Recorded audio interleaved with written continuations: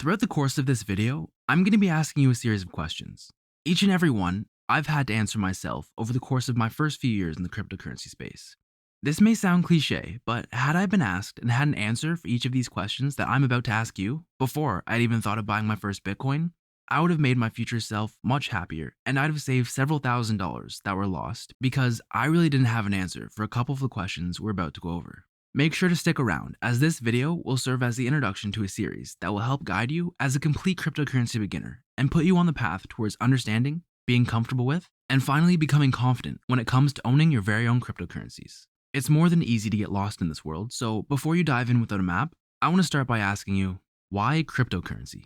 It seems like such a simple question, doesn't it? I hope so, because it's supposed to be, or at least it should be if you want to start learning. If you simply answered, I don't know, I hear about it a lot and it sounds kinda cool, so I figured I'd look into it, then that's perfectly fine. You see, as a subset to this question, what I'm really asking is, what are your goals by getting involved in cryptocurrency? Are you here to profit? In other words, you want to learn more so that you can make money? Are you fascinated with the technology aspect of blockchain and how its function is to be used as a tool to accomplish certain things in a cheaper, faster, and more secure way? Or perhaps the topic of decentralization piqued your interest. You love the idea of being able to remove the middlemen acting as intermediaries. You're curious about the prospect of a financial network owned and regulated more so by civilians, as opposed to large, singular corporations. You want to, one day, have full control of your assets, without the fear that they could be seized at the drop of a hat, simply based on a difference of opinion. It doesn't matter what your why is, so long as you have one. Here, curiosity doesn't kill the cat, it frees it. Remember, we're trying to get into the right headspace with these questions so that we can understand our own expectations and have an idea of what we want to achieve later down the road. And you know what? I just thought of this. It would be really cool if you know your why, and don't stress, it can take some time, but if you know your why right now and are comfortable sharing it with others, feel free to leave a comment below and let us know what your why is. Cryptocurrency is a broad subject and everyone is different, so it'd be cool to see a mix of the whys we all have. Now, everyone is different. That's a good point. And regardless of how technologically savvy you are, you don't know what you don't know.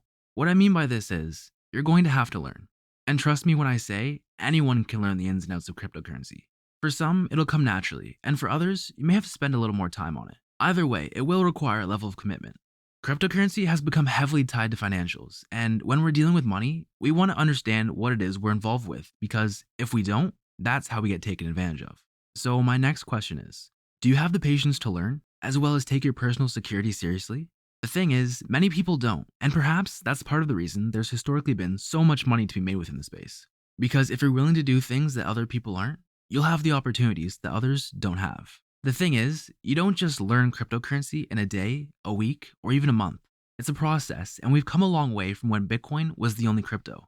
There is a lot you can learn, though I don't want to scare you. It's part of the reason why I've made this series. So we can turn a long, winding process into a short and straight one. Let's go back to the question. Do you have the patience to learn, as well as take your personal security seriously? This one is a two-parter, and both are equally as important. In fact, I want you to consider both at the same time, because too often, personal security is neglected when we're learning something new. I'll give you an example of how I lost almost $10,000 because I had the patience to learn, but didn't have the patience to take my personal security seriously. It was several years ago now, and I'd opened my first account at an exchange I'd never used before. We didn't have to verify our identities on exchanges back then, so after opening the new account, I decided to take my time and figure out how to trade, learn the layout of my new wallets, and find which coins were available. I didn't bother to go into my account settings and activate extra security in the form of 2FA or two-factor authentication. 2FA is a form of security that requires you to verify yourself through other means such as email, text, or a third-party app each time you log in. You might be thinking, well, that kind of sounds like a hassle though, doesn't it? That's exactly what I thought in the moment, and I bet you can guess where this is going. We make other accounts all the time, from Facebook to Instagram to banking and email. We often don't think twice about stuff like that, except in cryptocurrency, we're dealing with valuables. Valuables that certain dishonest people would love to get their hands on. And trust me, those people will try. A few months later, I had built up my portfolio to almost $10,000. I had it stored long-term on the exchange, another rookie mistake. And one morning, I woke up to check my portfolio, and it turns out while I was asleep, because I hadn't taken my personal security seriously, someone had found their way onto my account and transferred out all of my funds, leaving me with only a few pennies. It took me a few months and $10,000 to figure out that I hadn't had the right answer to this question. I'm telling you this now so that you don't make the same mistake I and many others have. because it's real, it happens, and I've seen it happen on more than one occasion since. The next thing you need to consider as a part of your first step for someone new to cryptocurrency is, can you determine when someone is lying or only telling you something for their own benefit? You may have heard the phrase, the Wild West of cryptocurrency. I've always believed that that's a pretty accurate statement, and for a few reasons. Firstly, because crypto is new, and with that comes a lot of opportunity. Secondly, the opportunity also attracts charlatans and scammers, attempting to sell you on the hype or the next best thing. Why? Well, because that's what sells. That's what gets people excited. The problem is, 95% of it is just noise, or for lack of a better word, bullshit. It can be so prevalent that it becomes scary, but I don't want you to be scared because you'll remember this. There's no such thing as the next best. It's about steady improvement in all areas, not just one. Secret trading strategies don't exist, at least not ones that are for sale. And if it sounds too good to be true, it is. And on the less than 1% chance it's not, the market will balance it out very quickly to make sure that it is. Try to make your own choices based upon what you intrinsically determine has value because of the facts you've gathered from multiple sources. And hey, even if you don't remember any of that, you now know where to find me, and I'm always down to point you in the right direction. Before I ask you the last question, if you found value in the video so far, consider sharing it with anyone else you know who's new or thinking about getting into cryptocurrency. Take it from someone with more than 5 years of experience. This is where you want to start if you have little to no experience yourself. Oh yeah, and you can like the video if you want. This final question, much like the last few, is also geared towards the financial side of cryptocurrency. The crypto market is a volatile place. As such, are you able to keep your emotions under control and think solely with logic and reason? Wait, am I insinuating that perhaps everyone watching this video is emotionally unstable? No, let me explain. There will be days where your cryptocurrency portfolio won't move an inch. There will be days where your cryptocurrency portfolio absolutely skyrockets.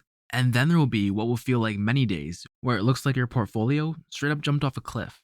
If you're someone who can simply set it and forget it, then good on you. You're fiercer than most. Though for the rest of us, it can be exciting, sometimes. But on the flip side, also hard, having to watch the drastic movements that come with cryptocurrency, especially when your hard-earned money is involved. In those times, you need to take a moment and ground yourself. Understand that your emotions are valid and think back to your why. Why cryptocurrency? You want to determine whether you are still confident in your why or if the underlying fundamentals have been shaken. Far too often, individuals will let price movements dictate their overall view on cryptocurrency.